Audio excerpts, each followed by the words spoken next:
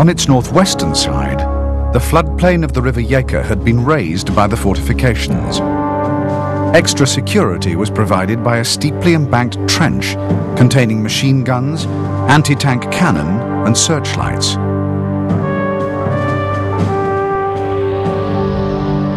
Similarly equipped trenches faced west and south, and here there were also 4-meter-high walls. The Allies counted on Ebony Mail holding out for at least 5 days, which would give their troops time to get in position on the Deal Line. The mission of capturing Ebony Mail was entrusted to a tiny but highly trained unit of 78 parachute engineers. The key element in the attack was the use of gliders, which transported the troops to their target in absolute silence. Attack from the air was the one thing Ebony Mail was not protected against. When the gliders crash-landed onto its roof in the dawn half-light of May the 10th, the defenders were taken completely by surprise.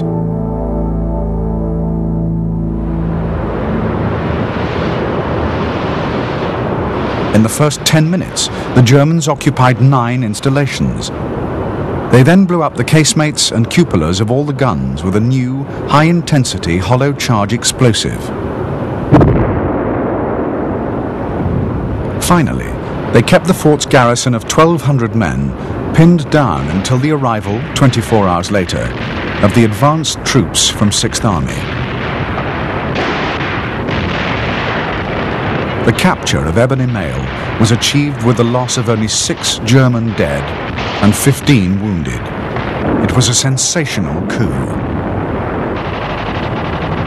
Afterwards, Hitler would decorate personally all the engineers who had taken part in the operation.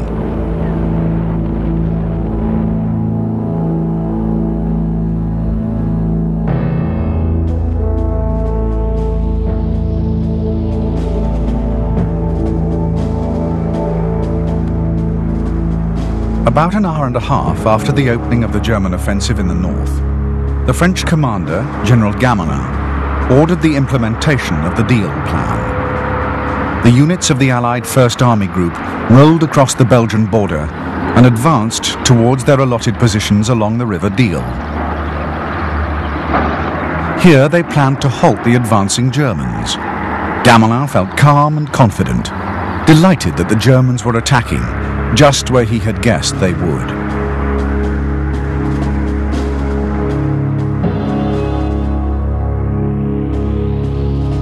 On the Allied left, the French 7th Army raced northwards to link up with the Dutch as part of Gamelin's so-called Breda variant. By lunchtime the following day, they reached Tilburg, only to find their advance cut off by the 9th Panzer Division. The Dutch had already been forced to retreat northwards. Gamelin's Breda variant was thus negated at a stroke, and Giraud had no option but to fall back towards Antwerp. Along the River Deal itself, other Allied units were horrified to find that the defences were incomplete. Worst of all, the quick collapse of Ebony Mail had already forced the Belgians to start falling back toward the Deal, well before many of the Allied units had even got into position.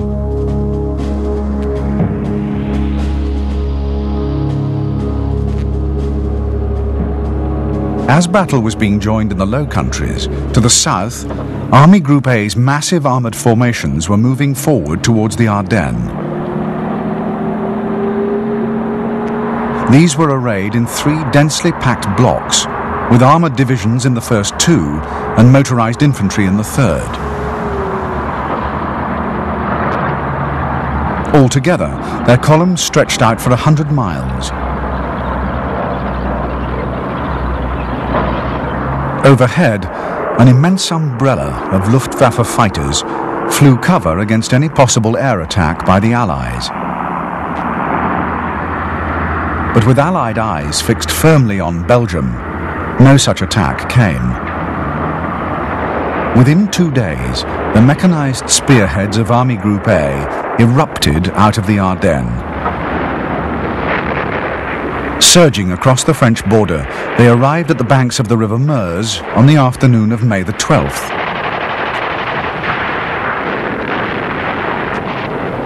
The German forces in this sector comprised 3 panzer divisions and the elite Großdeutschland motorized infantry regiment.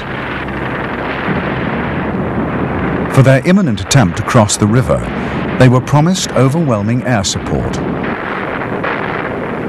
Facing them were 10 infantry divisions drawn from the French 9th and 2nd armies. These were woefully short of anti-tank and anti-aircraft artillery, and 6 of the divisions consisted of reservists, many of whom were over 40 years old. The successful crossing of the Meuse was vital for the German invasion. Only then would the panzers be able to fan out and operate on favorable ground.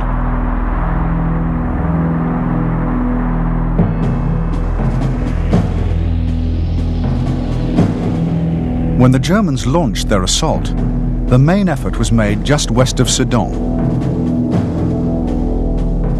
On the afternoon of the 13th, 12 squadrons of Stukas struck and forced the French gunners on the far side of the river to retreat into their dugouts. At 4 p.m., detachments of panzer infantry in rubber boats began crossing the river.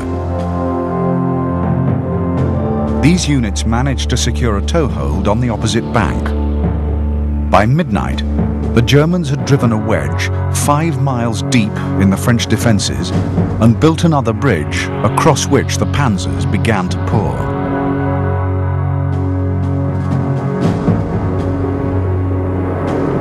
On the 14th of May, Allied airstrikes were mounted against the German bridgeheads, but as in Belgium, ground flak units beat them off, inflicting heavy casualties.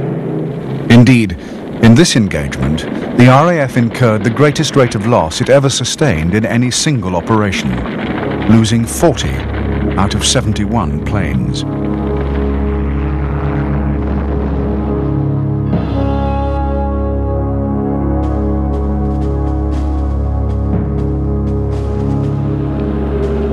By that afternoon, all 3 panzer divisions, 1st, 2nd and 10th, were across the river and had repulsed a French counterattack.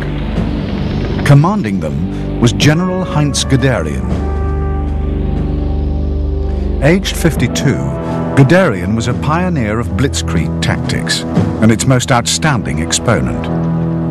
Although the German High Command mistrusted Guderian's revolutionary theories, Hitler found them attractive and had sanctioned the earlier formation of panzer divisions.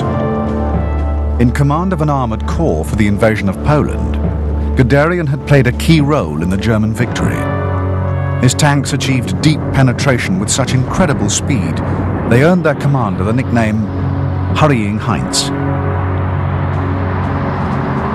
Despite his success, the High Command continued to feel uneasy about Guderian's methods of striking into enemy terrain far ahead of infantry support.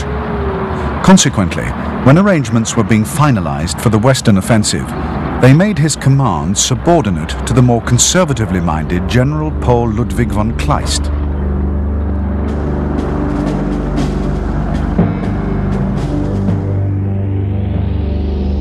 With his tanks safely across the Meuse, a number of options were open to Guderian. He could wait for the infantry, who were still 36 hours away from Sedan, to catch up. He could push on towards Paris, or swing round to take the Maginot defences from the rear. However, Guderian ordered 1st and 2nd Panzer to change direction and drive west toward the Ardennes Canal, with the objective of breaking clear through the French defences.